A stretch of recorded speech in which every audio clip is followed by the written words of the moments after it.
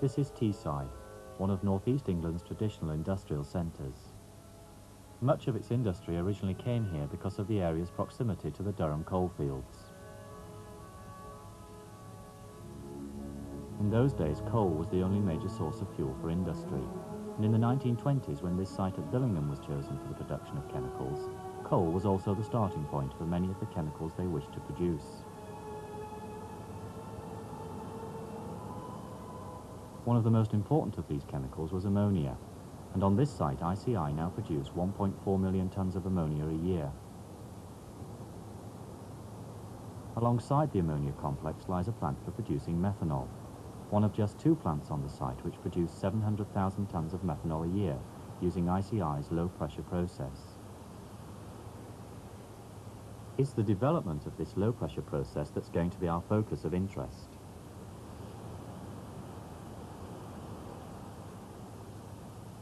The production of methanol and ammonia are linked through their common use of synthesis gas, a mixture of hydrogen and the oxides of carbon.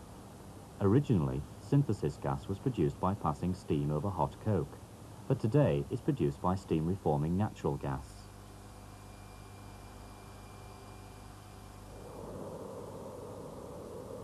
Here, methane mixed with steam is passed through tubes heated to 800 degrees centigrade to form a very pure mixture of hydrogen, carbon monoxide, and carbon dioxide.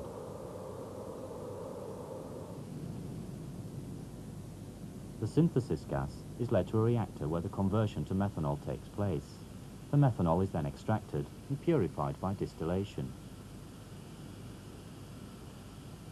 Now, it's really quite surprising that the reaction of hydrogen and carbon oxides should produce significant amounts of methanol, since on thermodynamic grounds, the reaction is more likely to yield compounds like methane, acetic acid, dimethyl ether, and even the production of ethanol is more favourable.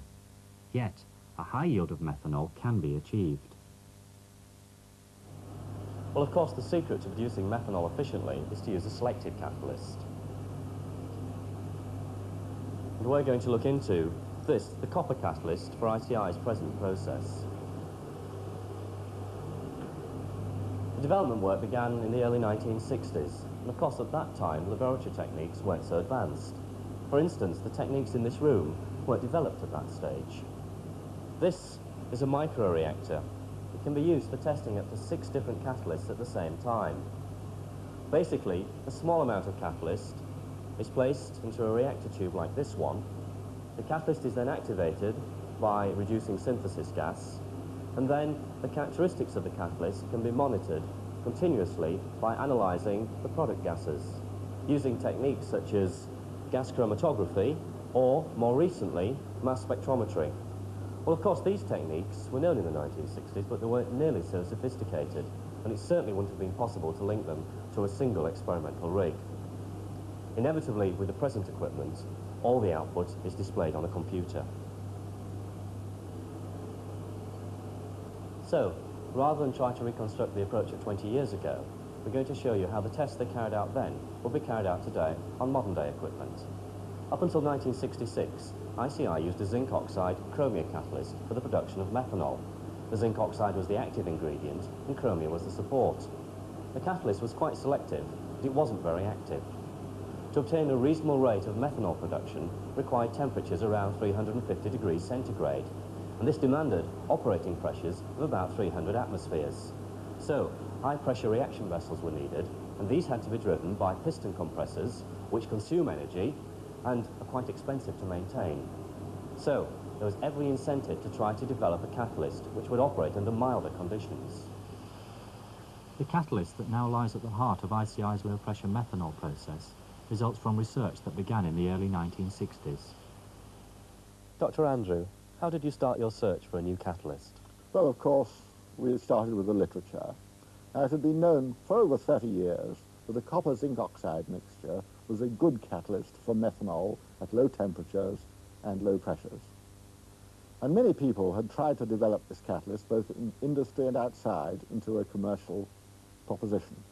However, something had always gone wrong. Now, one of the problems with the literature, particularly literature written by commercial people, is that they never explain what it is that goes wrong. However, we had some clues, and from these clues we came to the conclusion that the catalyst had a short life, only a few hours on occasions, and sometimes the product that was made was very impure. So faced with this, what sort of experimental program did you set up? Well, guessing that the short life was one of the problems, and knowing that copper readily sintered at temperatures of 200 or 300 centigrade, and thereby lost its total surface area, and the catalyst became inactive, we sought a means of stopping the copper particles from sintering together and joining together. And we did this by trying to find an inactive material which we could put between the copper particles to stop them joining together. Now, we knew quite a lot of materials that might do the job, so we set up a program to discover which was the most effective. And after a time, we discovered chromia. It was quite good, but unfortunately wasn't good enough. Now, we knew how good it had to be because we'd done some economic calculations in which we compared how good the new process had to be compared with the existing process. Well, I gather at this stage you made quite an interesting breakthrough. Yes, indeed. Our problem was the support, which was not good enough. Chromia was not good enough. And at the same time as we'd been doing this work on methanol catalysts, we'd also been working on low-temperature shift catalysts. This is also a copper-zinc oxide mixture. We found the same problem, that it sintered, but we also found that alumina was a very effective method of stopping its sintering. However, all our experts in the literature said there's no point whatsoever in trying alumina in a copper-zinc oxide methanol catalyst, because though it'll stop sintering, unfortunately what will happen is the alumina will convert the methanol that is being made into dimethyl ether, so the product will be exceedingly impure. However, we were a little bit desperate, so we said, in fact I said, well, let's try alumina, we'll see what happens. Not unsurprisingly, of course, it stopped sintering, but very surprisingly and very pleasingly, the product was just as pure as if there hadn't been any alumina present. Somehow the alumina had got deactivated catalytically. Afterwards we speculated that what had happened was that during our preparation procedure, the zinc oxide component had deactivated the alumina. But at the time we didn't know what had happened, but we were very pleased that it had happened. Comparative tests of different catalyst formulations are made by standardizing the reaction conditions, then adjusting the temperature so that each unit produces methanol at the same rate. In tests at 50 atmospheres, it was found that this chromia-supported catalyst progressively lost its activity, as indicated by the need to continuously increase the reaction temperature. The equivalent alumina-supported catalyst had a higher initial activity and was much more stable, as indicated by the levelling off of the temperature needed to maintain the rate of methanol production. Even so, the researchers still had to work out the best way of combining these components to consistently produce a stable, high surface area catalyst. Fortunately, we had a lot of experience on preparing other catalysts, and we knew that the co-precipitation from an aqueous solution of precursors of the various components was a very good way of producing a very intimate mixture of very finely divided solids. So we set up experiments to investigate what is the best way of doing this operation. Here, sodium carbonate solution is added to an acidic solution of soluble salts of aluminium, copper and zinc to form a precipitate consisting of the hydroxides and carbonates of these elements. In this method of preparation, the initial precipitate is formed under acid conditions, and the final precipitate is formed under near-neutral conditions. By contrast, if the mixed salt solution is added to the sodium carbonate, the initial precipitate is formed under basic conditions. So, the researchers needed to find out what effects such different methods of preparation had on the precipitate's composition and particle size. Today, the chemical composition of such precipitates and the catalysts that are made from them is determined using X-ray fluorescence spectrometry. An intense source of X-rays causes each element in the sample to produce characteristic fluorescence radiation.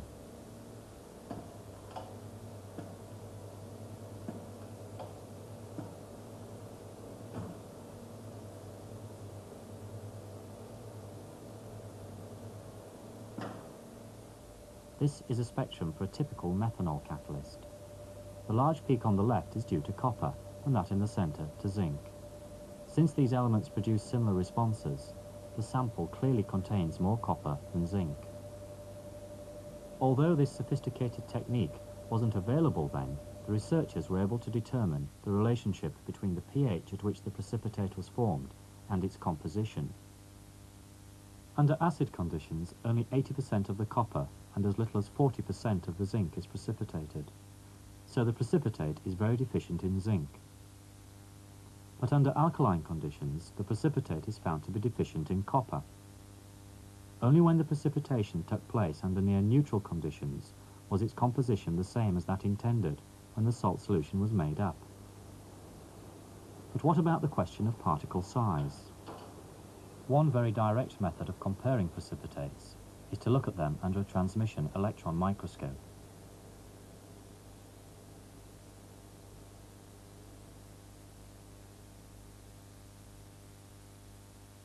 In this precipitate, most of the crystallites are large and tend to form clumps. It produced a poor catalyst. By contrast, this precipitate consists predominantly of smaller separate crystallites. It led to an active and stable catalyst. A complementary approach is to use X-ray diffraction. The precipitate sample is rotated to average out any fortuitous orientation of the crystallites and is irradiated with X-rays. The angle between the source and the detector is varied to determine the diffraction pattern. The average size of the particles can be determined from the broadening of the peaks. The broader the peaks, the smaller the crystallite size. The result of such investigations was to show that as well as producing a consistent composition, near neutral precipitation conditions produced the smallest particle sizes. To achieve precipitation under neutral conditions, the researchers devised a continuous precipitation technique in which metered flows of the acid-salt solution and the alkali were continuously fed into a mixing vessel.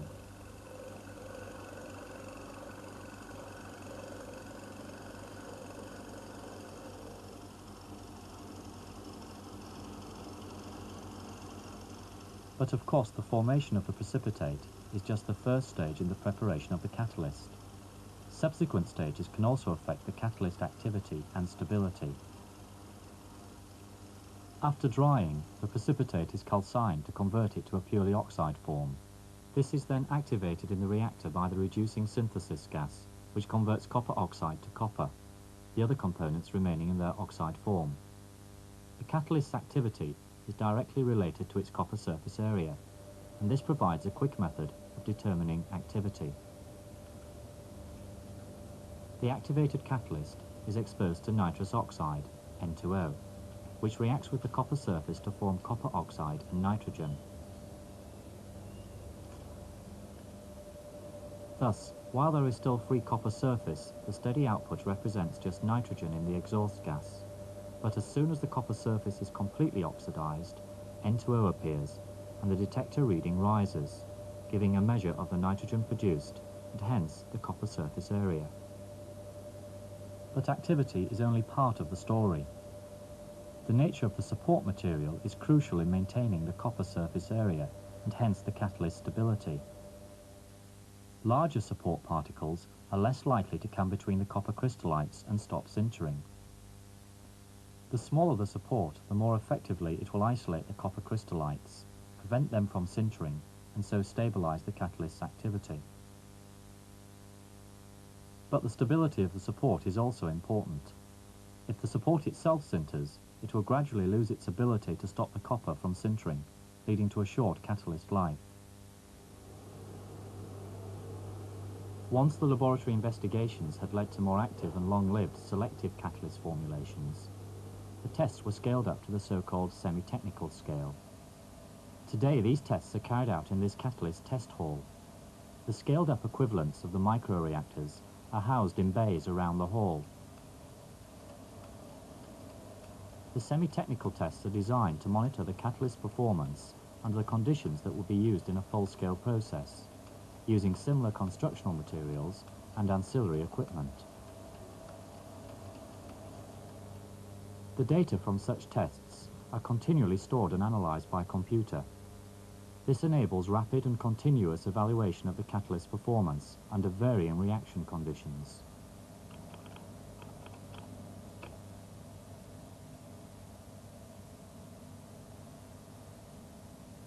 But the semi-technical tests are equally an evaluation of the whole production process.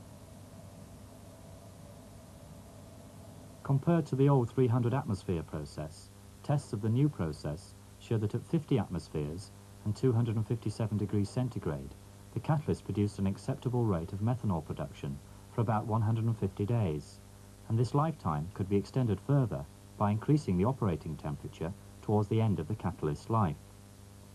What's more, the new catalyst produced less than 0.2% of other organic byproducts. The first 50 atmosphere plant, producing 330 tons of methanol a day, came into operation at Billingham in 1966, giving substantial savings compared to the high-pressure process. The success of the plant in terms of catalyst selectivity and stability were even greater than expected from the development work, and ICI were able to license the process to several companies in other parts of the world. Well, Bruce, you joined the catalyst development team in 1968, at a time when the low-pressure methanol process was well established. So what was happening at that time? Oh, the plant was running wonderfully. It was breaking all records. Everybody was thrilled. The plant had been specially designed so that we could recharge the catalyst very quickly if it had a life of only 3 or 4 months. But in the event, that wasn't necessary. The catalyst had a life of over a year right from the start. So lifetime wasn't the big problem. What we were concerned with at that stage was getting consistently high activity. Sometimes it was all right, but there was this kind of black magic air to it. And it wasn't always that way. We needed to find out what was making the catalyst go wrong on a poor day. So, of course, we needed a combination of high activity and good stability. Well, you didn't have this rather sophisticated catalyst testing facility in those days. So how did you carry out these semi-technical tests? Well, we had several small units for activity tests, but for life testing we used a much larger plant. It held 1 litre of catalyst and was built to mimic a full-scale plant in every possible way. We started with naphtha. It was desulfurized, passed through a baby steam reformer, and the synthesis gas went out to a gas holder outside. From there, it was circulated around the plant by a large and very complicated oil-free compressor. We had to fight night and day to keep that going for the 3 or 4 months that the tests would last. And we didn't measure the catalyst yield by all this fancy instrumentation hooked up to a computer. We simply drained the methanol into a beaker and measured its volume and specific gravity. And we followed the progress of the lifetime by gradually raising the temperature of the catalyst as it died off.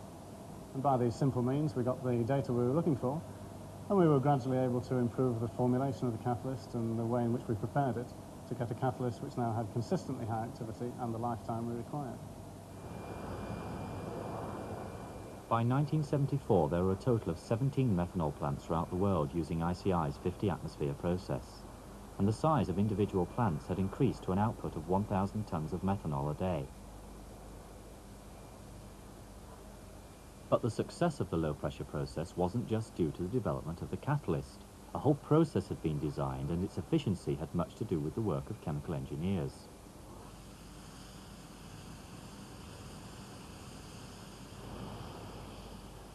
For example, when ICI were planning the second methanol plant at Billingham, the engineers realized that with the increased throughput of the latest plants, they could use large turbo compressors.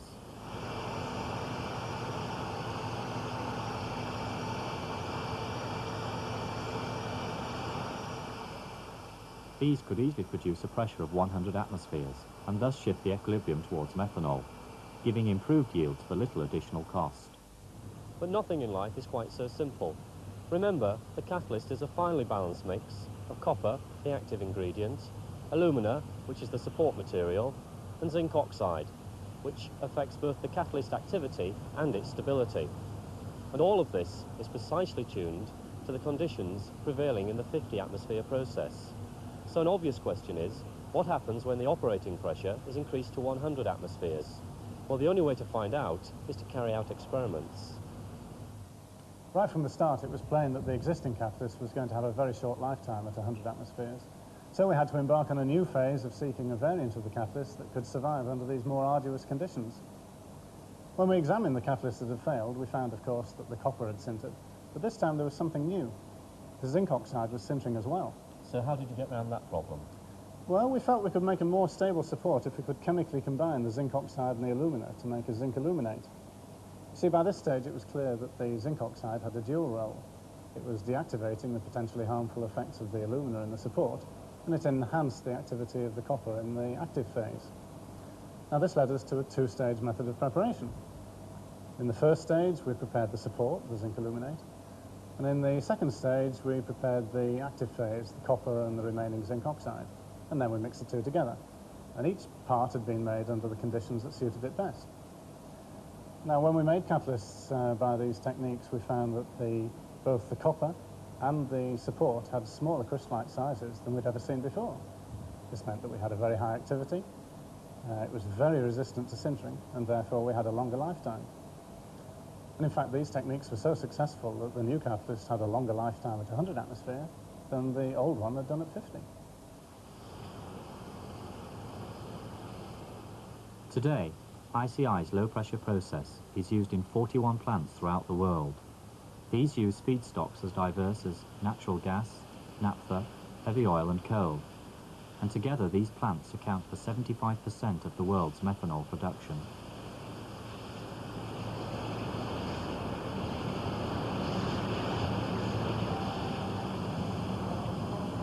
Well, in describing the development of the catalyst for the new methanol process, we've said very little about the mechanism of the reaction, nor indeed what happens at the catalyst surface. The reason for that is quite simple. In fact, very little was known, although of course there was plenty of speculation. Well, researchers now think they know a lot more about the mechanism, although it will still be some time before they can link the details of the mechanism with the structure and composition of the catalyst. However, when that is achieved, it will be very interesting to question whether such knowledge would have assisted in the development of the catalyst in the first place. Whatever the answer to this question, there is no doubt that the catalyst development represents a truly remarkable achievement. Starting with a stability measured in hours, the catalyst now has a guaranteed life of 3 years, and in some plants has been in operation for up to 7 years.